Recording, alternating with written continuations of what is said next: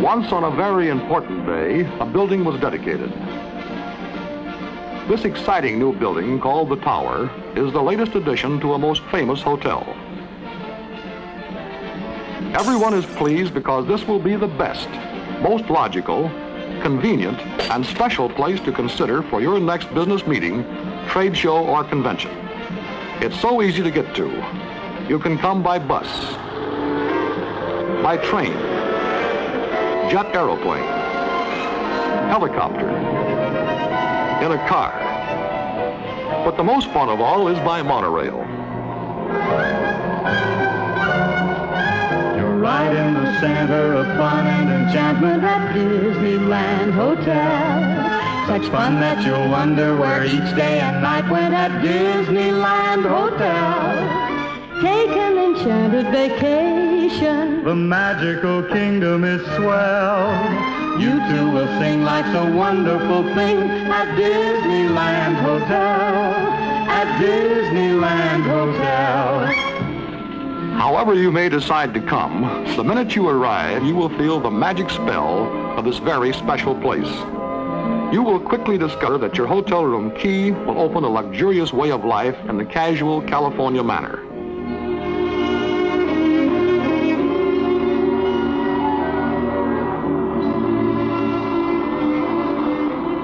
Don't forget to bring your camera and a pocket full of film to record all of the beautiful sights and memorable events during your stay.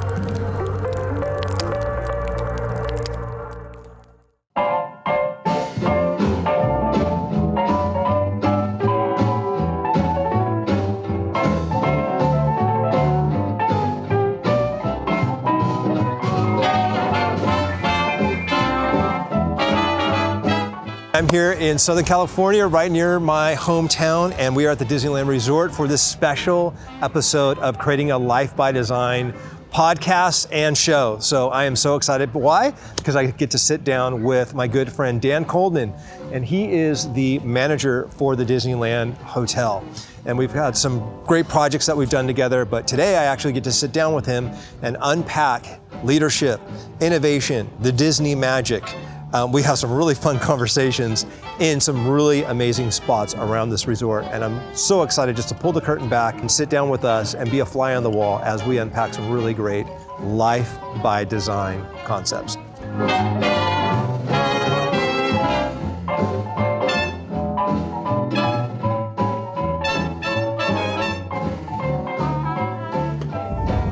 All right, this is special.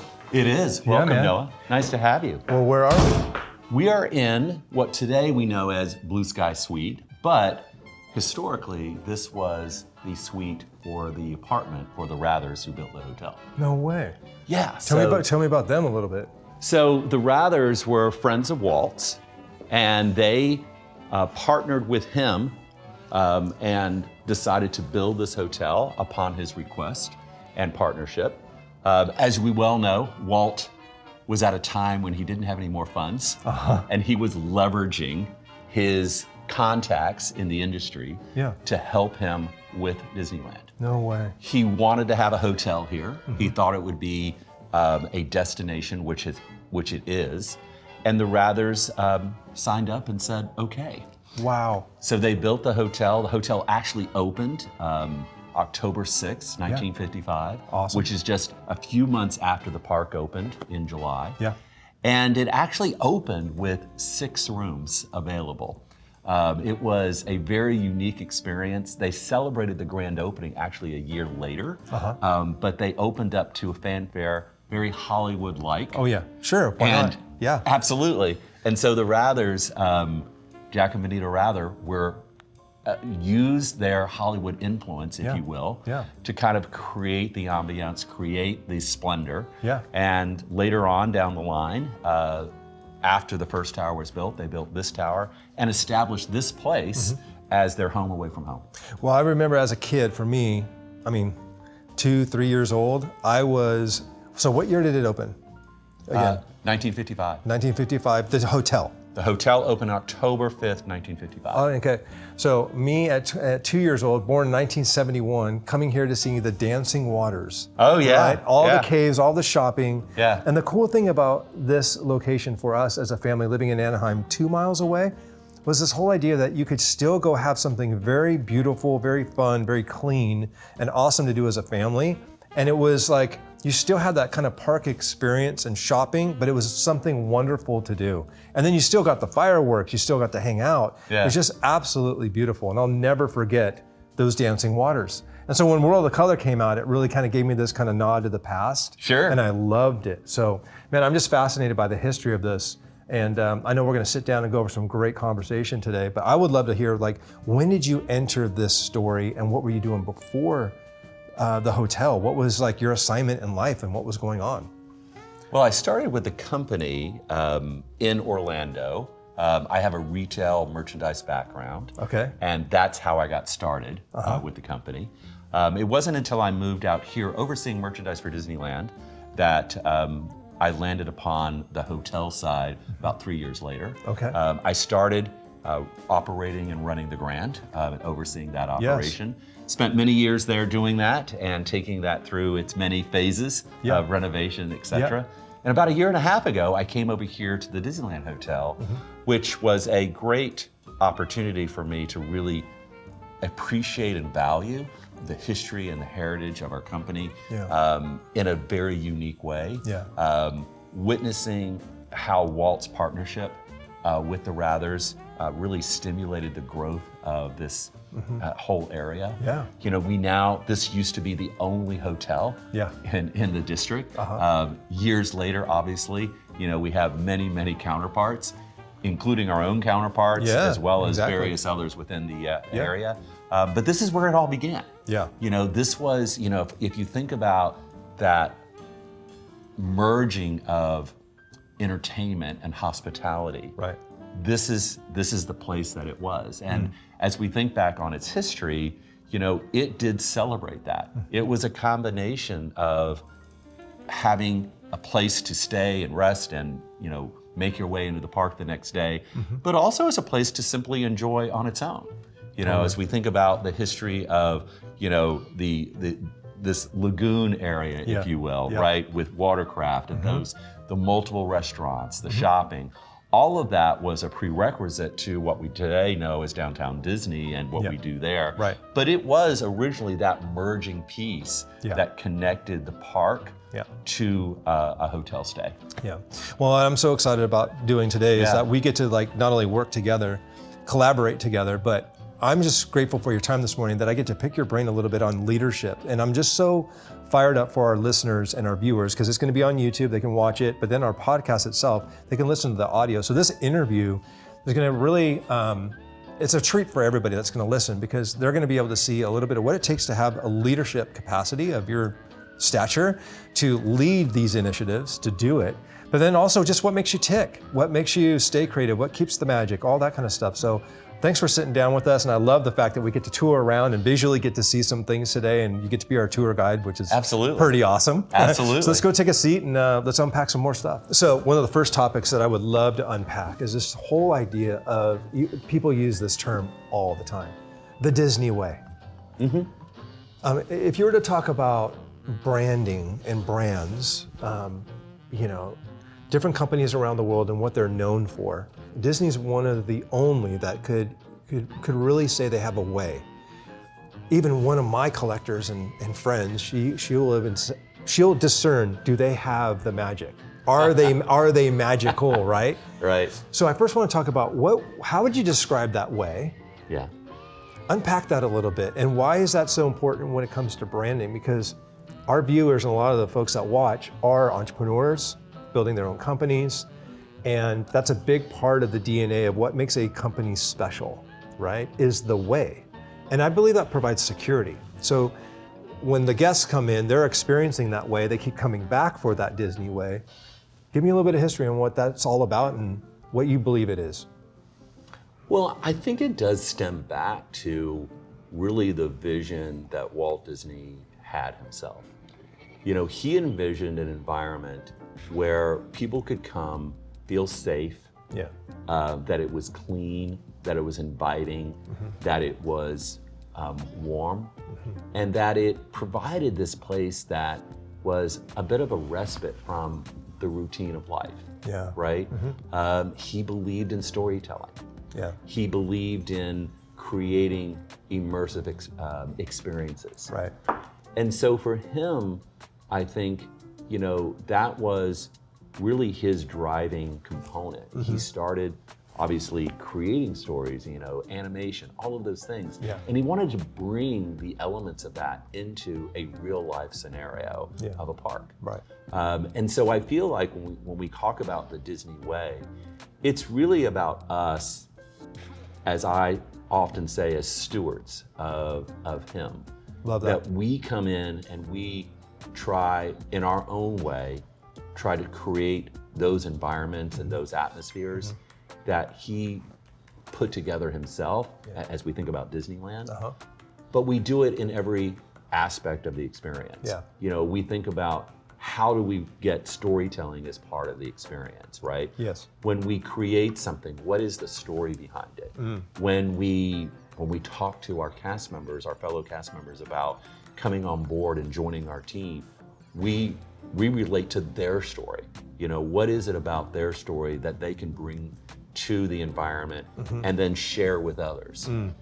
I really think that it really comes down to the people, you know, not only the people that visit us, but the people that work with us day in and day out. Yeah. And if there's one thing that I think that really defines Disney, it's the people. Sure. And it's the people who really create the magic. Yeah. You know, we can, you know, and this kind of, you know, ties back to, you know, Walt's thing, you know, we can build these things, right? Right. But if we really don't have the people in place, the right people in place, it really falls flat. For sure. You know, and I think we learned a lot about that during our closure during COVID, right? Because we had all the physical elements here, Yeah. but we didn't have the people. That's right. And I think, you know, when we witness that, we realize how flat this can be without the people in place. And so I feel probably more strongly today than I've ever felt that it's really the people and our fellow cast members that really bring the magic and the Disney way to life. No, I love that. You bring up a good point, because I was giving a talk on this not too long ago. Somebody asked me what makes it special, you know, in terms of Disney, and everybody just thinks magic, right? But I just said, the park itself is probably the largest art installation on the planet that you actually get to walk into. Like, you go to a museum, you go to the MoMA, whatever, you're walking into a building with walls and art's on the wall. This is an actual art installation. Even, I would say for sure the hotel, every aspect of this property, this resort, is one big art installation. But to your point, the cast members are an essential part of the art that is live. Totally. It's like performance art, but it's live. You're like, oh no, you're meeting not just the character, this person is actually a piece of the art that makes that whole thing work. Right. And I just think it's such a phenomenal, beautiful thing that most don't realize. But I would say that that's what really sets brands apart from other brands. Even a restaurant would be the overall, hey, the food could be great, but if the people serving it aren't great, they're a part of the whole experience, right? And you were talking about that from a merchandise standpoint of just, you know, every step of the way is so important. And the next little topic that I wanted you to unpack is what it really means to surprise and delight. Part of the magic of what makes Disney so special is the idea of surprise and delight. Talk to me a little bit about what that would mean in terms of cast members going above and beyond and providing an experience that surprise and delight the guests. Well, I think a lot of times when we think about surprise and delight, and just the phrase surprise and delight seems big and Sure. you know, something that's, spectacular, right? Yeah. But I really feel like those surprise and delights really stem from those connecting interactions that are meaningful, you know, that give guests that feeling that we see you, you know, not only as a guest, but as an individual, Right. you know, and we want to make sure that we are taking care of your needs. Yeah. So I think, you know, we can create surprise and delights simply by just connecting and listening. Totally. You know, and making sure that we've got the right ingredients in play to really assist, you know, that guest to have a great time. Yeah. You know, there's great examples of that out there. You know, we can do something that's very visual, right? We can be on the pool deck, right? And we can, you know, be passing out these wonderful treats or whatever we may end up doing, or have a character party on the pool, or whatever the cases may be. Those are maybe surprise and delights, right? They're very, you know, have a Disney essence to them. They're all part of what we do. They're very, you know, character driven in some ways, you know, which makes it very obvious. But I think the most special surprise and delights are really those ones where we're connecting with that individual to say, why are you here? And how can we enhance that experience for you? And really celebrate with you. Very often, people come to Disney and our parks around the world and our destinations to celebrate life, to celebrate milestones, to celebrate birthdays, anniversaries, recovery from an illness, whatever it may be. And if we can help make that time more special by just tailoring it a bit more for them, then I think we've really succeeded in creating a great surprise and delight. I love that saying that's like, people will forget what you said and they will forget what you did, but they will never forget how you made them feel. And I couldn't agree more as it relates to our role in the show. You know, we think about those immersive experiences, and it seems in some ways very cliche to say, you know, it's your role and you're on stage, right? The curtains are open, the lights are on. But if you take that a step further and understand that we are here as your hosts, we are here to help you enjoy. You know, some of the best feedback that I hear and I get on a regular basis is really not about the architecture of the place. You hear that, you hear, oh, that's my favorite attraction, or that's my favorite spot. But more so than not, even embedded in those compliments or those things that people talk about, it is the people that they talk about the most. It is by far the number one asset that we have. It is the people who believe in the magic, the people who believe in what that looked and felt like from a Walt perspective, and then carry it on today. Totally. So would your advice to business owners, companies, people in a career space of even working at a corporate company, really focus on the value of relationships? Because without them, it is literally just a building. It's literally just a place, but without the people. Kind of speak to that a little bit and how important that is, just to be intentional. Like, intentionality around that is really important, because I just love what you just said. It's your greatest asset. People are the greatest asset. Totally are. And I think, you know, when you think about relationships and you build relationships over time, you build trust over time. That's it. You know, and I think, you know, when we think about a brand, right? You know, we often talk about a brand we trust, right? And why do we trust it? We trust it because we know when we go back to that brand time and time again, it delivers that product that we knew before, right? And we're expecting that product in the next time. The only way that we can achieve that is through our fellow individuals who are working in these environments to deliver on that promise, to deliver on the fact that, yes, we're gonna create this environment for you, not only one time, but millions of times. Totally, over and over and over. Over and over many, many years. You know, and do we always get it right? No, we don't. But when we don't get it right, it gives us a great opportunity to come back and correct it to make it right one more time. Today's gonna be exciting on this episode because we are gonna kind of roam around a little bit and do a little bit of a tour. But just for our viewers and listeners, before we get into our other topics, tell them a little bit how we met and why. I know it was a special day, but how we know each other. So that gives them a little bit of context of what brought us together. Sure. Well, I think, you know, the nice thing about it is that having a merchandise background, I actually was very familiar with your work, right? Yeah. Ahead of time. But we had never met until we were working with our fellow DVC, Disney Vacation Club partners, and happened to meet each other. And we were talking a little bit about, ways to kind of create these special places, if you will, where we can create that moment for our guests, right? And that stemmed, I think, if my memory serves me well, into more of a conversation.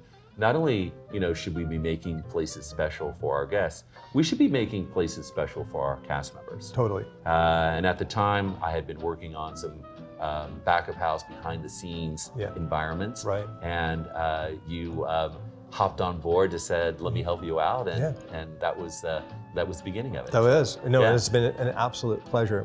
Probably one of my favorite collaborations, and such a that's so cool to hear. No, it's unbelievable. You've had a few. yeah. No, but it's like I told you before, the collaboration of this specific property, you here, our family history was just such a big tug on my heart chord, big time. So I'm so excited for today, and this is like so much fun. So we're gonna have a great time. So where would you like to head to next? Well, you know what? Why don't we take some time and head out around the property? We've got obviously a lot of things that we've been working on over the last year. And why don't we talk a little bit about those things and then have some fun with it. I love it. Let's go. Excuse us. Thank you. There's one thing I'm so grateful that Disney does right is the right color temperature light bulbs.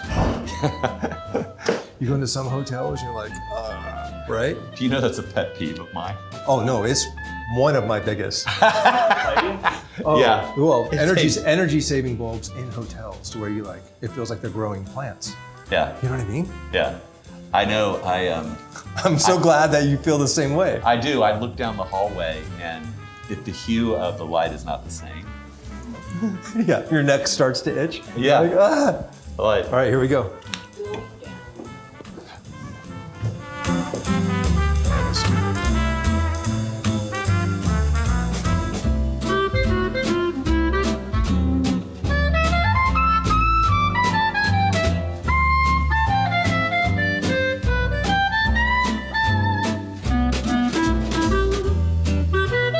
And I tell people this a lot. We think about Walt quotes, right? And in 1965, Walt did his 10-year speech here at the Disneyland Hotel in the Magnolia Room, which no longer exists. But many of the quotes that you hear from Walt came from that 1965 speech. He died a year later. So this was his last spot that he actually addressed his team. And resting on your laurels, just getting started, all came from that 1965 speech. Wow. So you think about the history and heritage, and when I was at Walt Disney World, we talked a lot about Walt, but it wasn't really until I came to Disneyland that I really understood what that meant. Right. Good morning, everybody. Exactly. Good morning. Good morning. Enjoy your day.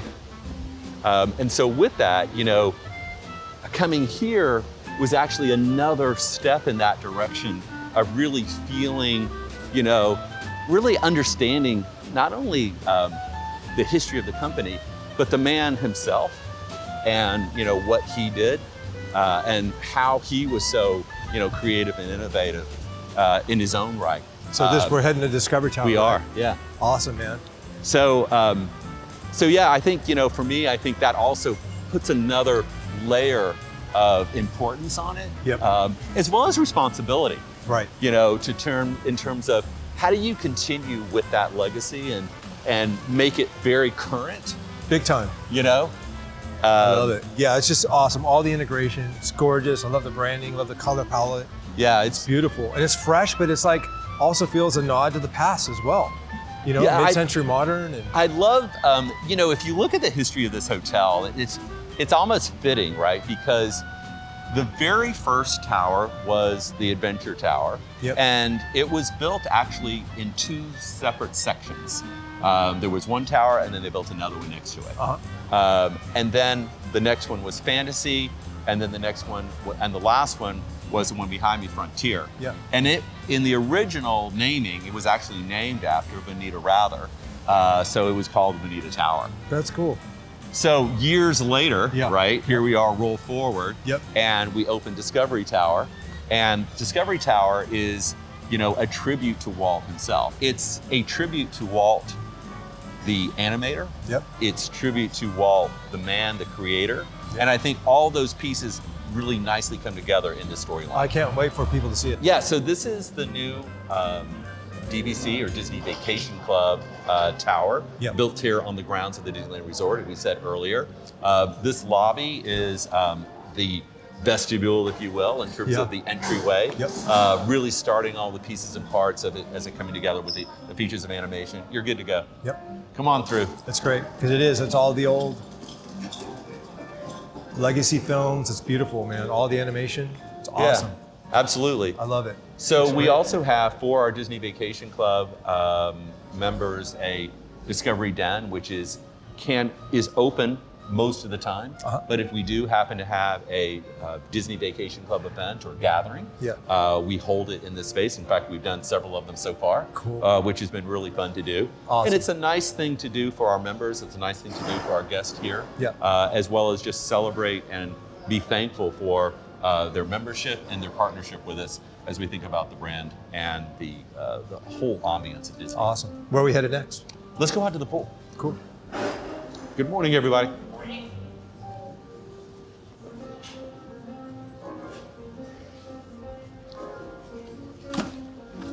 Hello, good morning.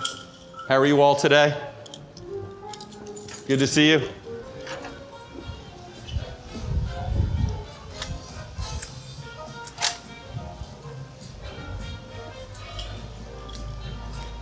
Wait till you see this. It's awesome. Steamboat Willie. I love this. I love this because all the open air. It's just so beautiful. But my favorite is Steamboat Willie. I love that That's Steamboat amazing. Willie as well. So tell us a little bit of what went into all of this. Sure. So,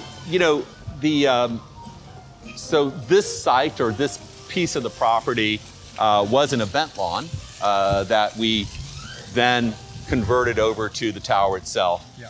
So in addition to the tower, the 344 rooms that we have here, we also built a pool area and a new iconic image for the hotel, That's awesome. which is Steamboat Willie. Yep. So this splash pad, if you will, Yeah. is great for kids, toddlers. It's a great complement to the monorail slide that's behind us, and a great way for families to gather and enjoy. awesome. It celebrates our history, right? Totally. It's a nod to it, Yep. for sure. Yep. And then at the same time, it also feels very current. And you've got the splashes of color, you've got that interactive component of it. You see the Steamboat Willie, the whistle on the boat goes off every now and then. That's cool. And it really does create an immersive, once again, you think about immersive, no pun intended, but you can plunge into this Yeah. and Yeah. really feel like you're totally immersed Yep. in the storyline and the character components So of you're what it involved means in to the be story. Disney. No, that's killer. I love that. Beautiful. The other thing too that I wanted to point out here too is we think about our history, right? So years ago, prior to downtown Disney, the Disneyland Hotel had bungalows, and those bungalows led to the monorail and the monorail cafe and Yeah. those various shops that surrounded it. So when we built this addition to the hotel, one of the things that we also incorporated into that was a nod to the past as well. So you see the garden units over here behind us. Uh-huh. Those were actually inspired, if you will, by the bungalows of the past. Very cool. And so we have 4 on the top and 4 on the bottom. It's a slight little just wink, if you will, Yeah, yeah. to the past. I love that. So we're kind of in this tribute, if you will, to Walt. We're also paying tribute to the history of the hotel. Yep. History of animation, beginnings of it, Yeah. as well as to our roots as it stemmed back to 1955. So cool. I just love the intentionality of it. You're not just making a space, you're making every square inch like a performing asset. And I'm in a great way of creating value and intentionality behind it. And most of the time people walk in, they don't realize the history behind that, but once they experience it, see Yeah. it, learn about it, you're gonna wanna come discover it. It's really, really cool, that intentionality behind that. That's amazing. Well, and it's up to us too, Noah, to continue that tradition of storytelling. Yeah. Right? Yeah. So when we think about us carrying on the tradition of Walt, we are, in fact, just by saying what I just said, we are intentionally creating the story surrounding the place. I love it. To give it intention, to give it meaning, to Yep. give it value, Yep. you know, as it relates to the brand, as it relates to Walt Disney himself, Yep. and to really all of the people, not just Walt, but to the hundreds of people that contributed to the building of this place over the course of the last almost 70 years. Yeah, really, truly special. I love it. And I just love this breeze coming through. Southern California air is absolutely gorgeous. And the It is. bar It does over get there, a little chilly out here every now and It then. does, but it's really cool. It's all good. Why don't we come over here and just, and we'll talk a little bit more about this as well. Yeah. It's almost like a miniature world of color. It is. Yeah, it's cool. Yeah. Very cool.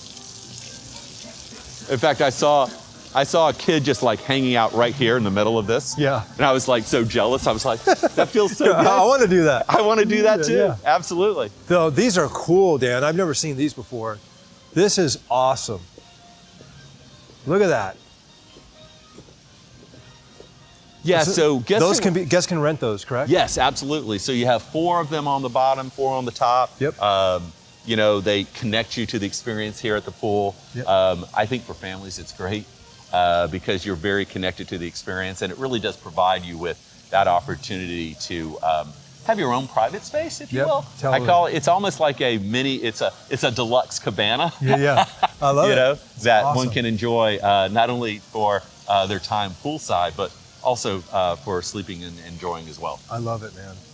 This is excellent. I think the one thing you probably notice about this space is just the amount of color that's out here.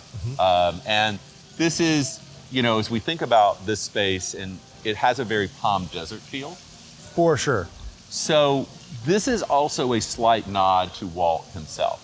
So as we know, Walt spent some time In Palm, yeah. in Palm Desert, That's in right. Palm Springs. Uh-huh. So he had a home there as well.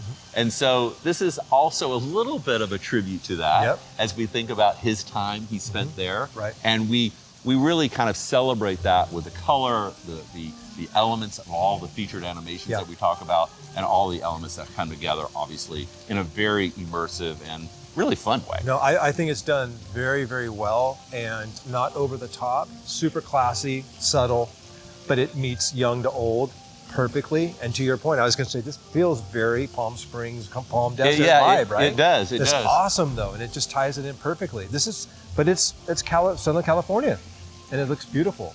Yeah, and it's really our way of really, you know, once again, taking the story, putting some depth behind it, Yep. right? Yep.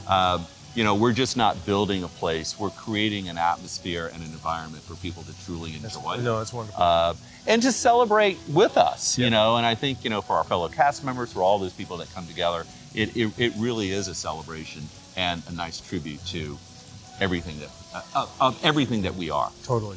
In the next spot that we're going to sit down, I want to talk about magic, innovation, failure, kind of like what it means to evolve in that. And there's a lot of trying, experimenting in that, right? And Walt was big on that, right? Always doing, always experimenting, remaining curious. Yeah, absolutely. So let's go to our next spot and kind of unpack that a little bit. All right, that sounds good.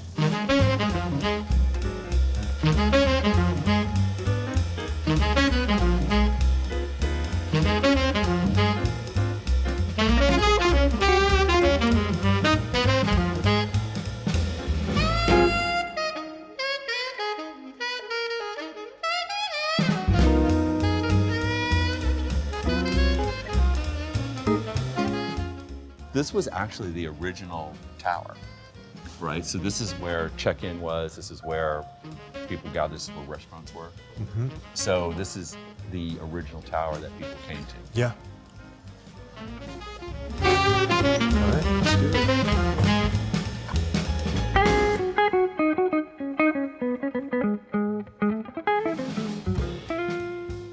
A Big Thunder Suite. Let's just make sure we're good to go here.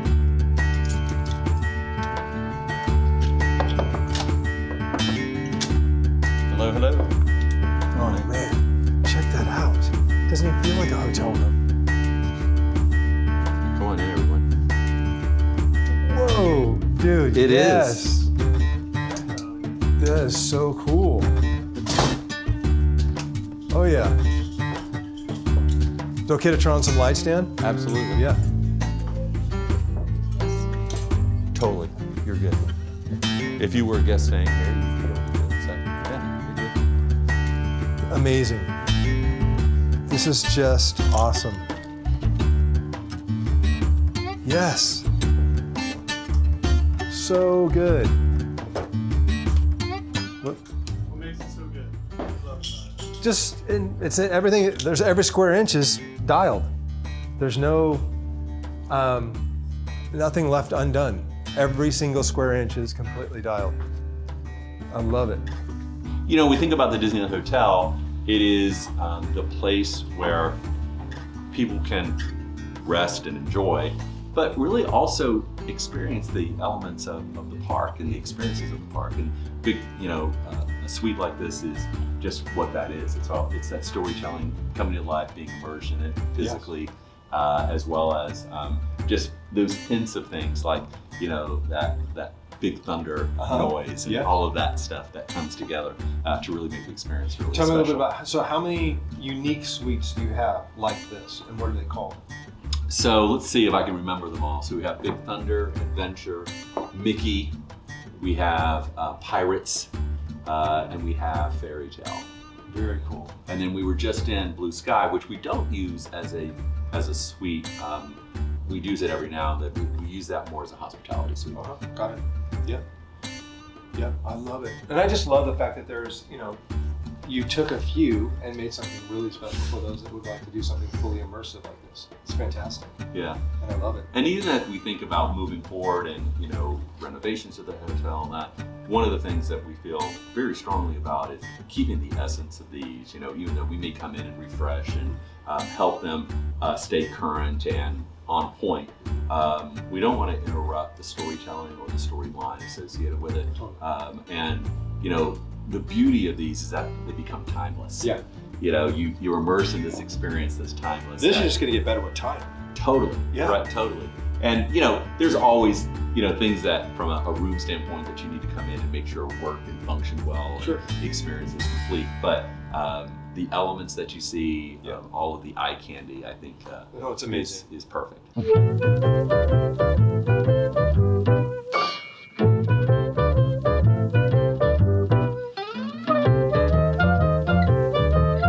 Okay, so I would love to unpack a couple of topics I've always loved to, when I meet leaders that are in your position of leading a ton of people, leading yourself as a leader, right? Taking care of yourself, the disciplines that come with that, structure that comes with that, and just a life of very, managing a lot of variables all the time, right? That's a lot of mental capacity, right? So I would love to kind of pick your brain a little bit and just see what makes you tick in terms of leadership, right? Having a great craft, you could be a great craftsman, you could have a great product, but leading that product consistently or a craft for a very long period of time is kind of what I call staying power. Like, how do you stay in the game, right? Talk to me a little bit about, when you hear this statement, what comes to mind for you? The cost of admission of leadership. The cost of admission, the price of admission of being a great leader and staying a great leader. It comes at a cost. What does that look like, and what's it been for you as you've led your role specifically? Well, I think, when you think about that, there's an element of vulnerability that comes with leadership.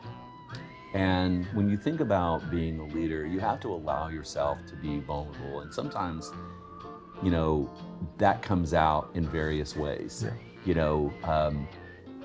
Because I feel it's important, and I think as you grow as a leader, as you develop as a leader, you have to condition yourself to be willing to take the hits, be willing to take, in order to be able to develop a team. I truly feel like you have to be the one in front. You have to be the one that, is willing to maybe sacrifice a little bit in order to have the team succeed. I think there's many times too where I also feel like it's important for a leader to let the team roll and make mistakes and learn from their things, and then take the ownership of that. Okay. You know, take the burden off of them, allow them to make those mistakes with ease, Yep. and learn from them Yeah. as easily. Yeah. And so I think, you know, that's part of the vulnerability, that's part of the exposure, Yeah. that you have to do. I also think too, it's important, you know, to find joy in that. You know, you have to, you know, and even though it's a price, you're paying a price as relates to some aspects of it, you really have to enjoy that type of work, you know, leading others. And I think that for me, I know that I enjoy that. I enjoy leading others. I enjoy seeing a team succeed. I enjoy seeing a team learn from their hiccups. Yeah. I also very much enjoy seeing a team come together and collaborating Yes. and feeding off each other's talents. And I think when we have the perfect recipe, it really comes down to having a diverse group of leaders, a diverse group of cast members who complement one another in such a way that makes us richer, stronger, and more powerful. And then once again, celebrate and be proud of it. You know, I think it's a really important aspect of leadership to not only course correct and, you know, highlight those things that need improvement and highlight those things that need attention, but also I think it's even more important to celebrate successes. And not only celebrate it as an individual, which oftentimes, you know, is important for the individual as well, but really celebrate it as a team. You know, and I think that is, you know, when one person succeeds, we all succeed. When one person does well, it makes us all better. And I feel that the true essence of leadership is embracing that notion, embracing the fact that we're all not going to be perfect every single day. But on those days when we have a fellow leader that's hitting it out of the park, we celebrate it with them, and we ride the wave and have fun with it. Well, and we talked about this idea when a couple conversations ago, like innovation, stepping up into evolving newness, taking risk, failing forward. You know, Walt always said, we remain curious. We're always looking for what's next. And I say there's really no win or lose. It's always win or learn. Talk to us a little bit about what your approach has been to that. Leadership is messy. You know, if you try to just be risk adverse, nothing's really going to grow, evolve, and go into new things and take new territory, new ground, pioneer new spaces, right? But creativity and leadership combined, it's a messy business, right? Totally. So how do you have a stomach for that? Well, I think you have to, you know, first of all, embrace the idea that not succeeding is a requirement. That's huge. Not succeeding Dan, that's is a huge. requirement. That's huge. Because the only way that you can get better is through the lessons of failure, you know, or not hitting the mark. And when you do that, it strengthens you, you know, it strengthens. And then as we, you know, we can make mistakes, criticize those, and dwell on it. Or we can make mistakes, recognize where the mistakes happened or where those errors occurred, address those, prop them up, make them better, and then build from there. I truly feel that, you know, if we go into any type of business, any type of leadership, if you don't expect some level of failure, that is a misinformed organization. That's good. And the only way really to test the waters, right, to see what's possible, is to take risks. And, you know, you leap out there and see if it works. Sometimes, you know, you're depending on metrics, you're depending on maybe some partners and studies to help you kind of dissect it and see if it's the right formula. But many times as a leader, you're making decisions on gut. You're making decisions on experience. Or maybe even your heart, just on passion. Totally. Like, I just got to scratch this itch. I got to see if this works, right? Oh, for sure. You know, I think that you have to really understand that it's okay, you know, and there are times, you know, that that it doesn't come together. And there are times when, you think it's not going to come together, and then all of a sudden you get the great win. That's right. Right? Yeah. Which is, probably the most satisfying. Yeah. You know? And it's like, sometimes you come into a situation, you feel like you're the underdog, right? That you're not, that you've got too many hills to climb and too many boulders to cross, right? Right. But yet, sometimes those challenges create the highest level of satisfaction. Agreed. And you get the most out of it. They shape your character. I think that's really important, that you use that as an opportunity to build from. You use it as an opportunity to learn, and you use it as an opportunity to teach others. Yeah, that's right. Which I also think is an extremely important concept of leadership, is not keep it to yourself. I love that. This is not a one-person show. That's right. This is a multi-person show. Yeah, that's one of the great. Yeah, it's one of the greatest things I always heard is always have an upline with a mentor that's pouring into you. You take their leadership skills and everything that you have to pour into others and to let it populate others. A great leader empowers others, right? I feel very passionate about that. I feel like if you surround yourself with great talent, you never want to do a disservice to that talent. Yeah. By not allowing them to do what they do. Totally. And I feel it's really important for a leader to recognize in the individuals that work around them the talents that they have. Yep. Also the opportunities that they have. Yep. Where they can get better. Yep. And then play on their strengths. Totally. Yeah. Totally. To get to a better place. And and I think that is an important aspect of having a very cohesive team. Recognizing each other's strengths, recognizing where there might be an opportunity to help out and make it better. Yeah. Within the context of the team. I love that. And I think that there is a great opportunity for every single leader to be willing to do that and take the time to do it. I think that's also be intentional about it. Totally be intentional. So we have two things that we do to wrap up every show. One, always ask, what are your habits in terms of your protocol or your go-tos in life, in terms of your disciplines and or just how you do your leadership, how you lead yourself, right? Just that could be everything from reading or diet or whatever, who knows? Everybody's got their own thing in terms of how they sharpen the saw, how they stay sharp, how they keep inspired, how they keep everything fine-tuned and don't just settle for status quo, right? So one is your disciplines, but then you get to ask me 1 to 3 questions, whatever you'd like, to wrap up the show. I think, when we think about discipline, I don't know if I'm completely disciplined or not, to be frank.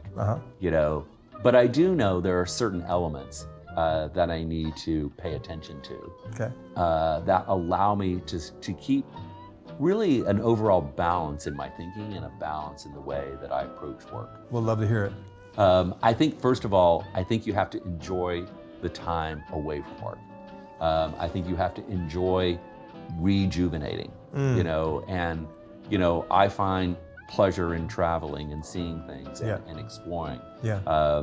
I find energy from that, where, whether it's a short trip or a long trip, a close one or something that's not so close at all. Yeah. I think that there is great value in exploring different cultures, different environments, understanding what makes people tick. I often feel like when I get immersed into a new environment, I start thinking about their routine, their world. Yeah. Right? Yeah. And, and what that looks and feels like. Right. It brings me away from my world. And that part allows me to free up my thinking and be able to really come at it with a clear head. I also think it's important, that we have time to take care of ourselves, and I think that, being outdoors, exercising, those types of things, I don't think your mind can be as sharp as it can be without that in your life. Right. I think you've got to balance that out in the best way that you can. Certainly, as you mature, as you get older, that becomes something that you think about even more. Sure. Because you're always trying to balance out your stamina with yeah. the ability to come in and drive. Right. I also feel like it's really important, to really have a sense of place, and I find that, that grounding in family and friends and those people that ground me and that keep me real. That's good. And I think that is an important aspect to success. Yeah. But I also feel it's very important to be there for others, and be that individual that people can come to and have those conversations about, whether it be about work, whether it be about life, or it be just anything. Because experiencing people's ups and downs also helps you lead better. I also think having real life experiences helps you lead better. Sure. And I think the richer and the more I feel the ups and downs of life, the better I lead. Yeah. Because it allows me to relate to people. I think that, everyone goes through some element of downs or some element of suffering or some element of this is not so good. Yeah. And I actually embrace those times because it allows me to really relate to people, I think, in a much more solid way. I love that. Well, as we wrap up, any questions that you have for me? You got open book. Well, I'll ask you a similar question. Sure. What keeps you moving and going and doing? What motivates you the most as you think about your work and what you do every day? Yeah, you bring up probably a lot of similar ones that I have in relationship to kind of refilling the cup. I feel like if you're a leader, you're pouring into others all the time, right? What are you doing to refuel, right? This morning when I was out I try to do a 5-mile walk every single day. Yeah. Half the time I'm listening to scripture and just getting my mind right, staying in truth and inspiration of wisdom. So I love learning and wisdom, right? Then switch into an audiobook of maybe it's an application of a craft or a business strategy or leadership, right? I typically won't listen to anything that isn't in relationship to what I won't use. I want to always use what I'm listening to, so I don't like to waste time. But I rejuvenate through that process, being out in nature. Like I feel like I'm walking in God's gallery, like, oh, the trees are speaking, you're like everything. Sure. That inspires me. But I feel like all work and no play, because we've all been there, you burn out. And to sharpen the saw for me is having a conversation like this. Like, what can I learn from others? Like, what are their cheat codes and upgrades in life? Like, how can if I can get better, I want to get better. Sure. And I want to be around people that are getting the results that I hope to have myself, right?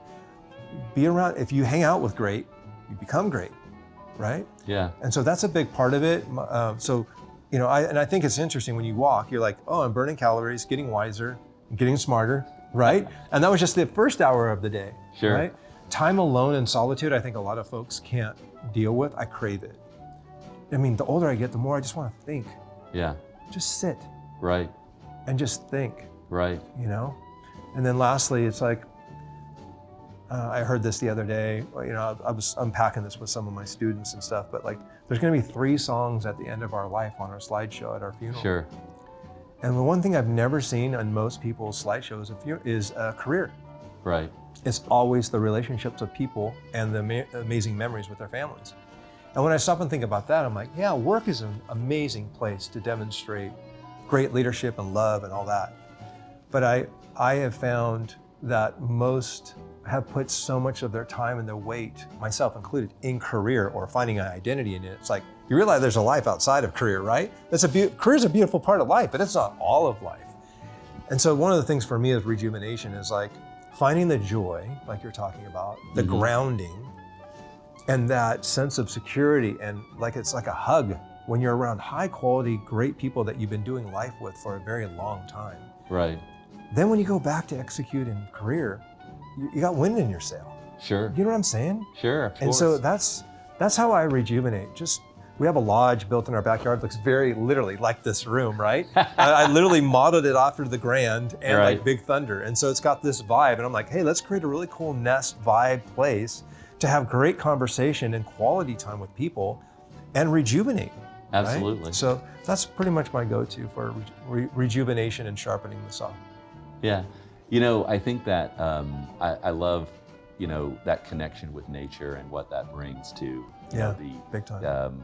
Your energy and your willingness to embrace new things. Totally. So as you think about the creative side of you, right? Yeah. What are those things that keep you stimulated on the creative front? Outdoing myself. A lot of creatives will kind of get to a point of, and this is a really cool learning, most entrepreneurs will go after something because they want to prove that they can do it to themselves. Mm-hmm. And second, that they want to learn something new. Right. But most will fall into procrastination and or self-sabotage of their creative craft and just get to status quo. Okay, my bills are paid. I finally got where I wanted. I've got stability, security. Let's not let anything screw this up. So I'm not going to venture out of the corral, right? Right. For me, the curiosity of I wonder what could happen if, that keeps me up, and I love it. I love helping people through creating assets. Like I write books, then create courses from the books or workshops for artists, for creatives, and for entrepreneurs. And a big part of that is like, hey, what would it look like if we could get a room of people that put their heads together and come, like, so the what if and the upgrades and constantly evolving and becoming, that keeps my creative edge. When it comes to new Disney art, new paintings that I'm doing with Disney, my go-to is always this, and it's the hardest. I took the hardest road possible. I mean, it's not a surprise, but the hardest road possible is this. Most people mimic. Yep. If you become a guitar player, hey, let me play Stairway to Heaven. I'm gonna mimic somebody else, right? Sure. The biggest thing for me is clever. Mm-hmm. It's the hardest business in the world. Yeah. Take creativity, but how do you take creativity and how can you be clever where people go, ah, that's clever. Yeah. Because most folks will make fast food experiences. But when we hang out, you have this same thing that I have, but it's like, let's take it 3 more layers deep. Yeah. Let's really think about this. How can we make this better? What if? Right. And Pixar has that rule of when it comes out, hey, 3 more revisions. Right. Can it be better? And then can it be better again, right? And so I'm always thinking about how can we evolve more into outdoing ourselves. The only person I'm competing against is myself yesterday. Right. Right? So that's enough to keep me going till the day I die. So yeah, that's how I stay sharp, man. That's great. Yeah. You know, I know you're familiar with Main Street USA yeah. and the windows. Oh, yeah. Main Street USA. Mm-hmm. And as you think about those individuals that are honored on those windows, if you were to have your window, Noah, what would that window say? Oof, what a question, Dan Coleman. Wow, dude. That's heavy. That's good though. Like gives me the It chills. has to be short and sweet. Well, here's what's crazy. It's like, well, yeah, I know. Man, you know, it's interesting because I got to be really close to Marty Sklar and Tony Baxter. Yes. So I got to meet those kind of wired guys. Mm-hmm. And then I always think about Walt back in the day and like just what kind of wiring it takes to be that dream driven and that, and I always come back to Walt. And that was, he said, I want to create a place where a dad can be a king and a mom can be a queen and the kids can be prince and princesses. And what makes mom feel like a queen is when the kids are dialed. Right. But to have a father be able to walk in, his DNA was, how can I make people really feel that they matter? And one, to give them in a place where they belong. Right. Which is really special. So on my window, I mean, the greatest example, the greatest mentor and leader for me is Jesus. And when I think about Walt personified a ton of that. as he didn't build it for himself. Right. He built it for others. Yes. And he wanted them to know, and that love came in and just said, I want to let you know that you matter, that you belong, and you're loved. So I don't know exactly how you'd word that on a window, but my slogan is using creativity and story to bring hope to the world. I think that's great. That's a window. I'll take it. All right. It's done. Hey, I want to just tell you, I cannot thank you enough for today. And I know that this is going to bless a lot of people in terms of their leadership and how they see things, how they appreciate the brand, how they appreciate the product that they get to experience, and they've made this a big part of their life. You are such a massive part of so many stories that come and stay in these places and build incredible memories. So I just want to say thank you for taking the time, because I know it's going to mean so much to all the guests that watch this. So thanks for doing life together, and I'm really grateful for it. Thank you, Noah, and enjoy that window. Appreciate you, man. Absolutely. Take care.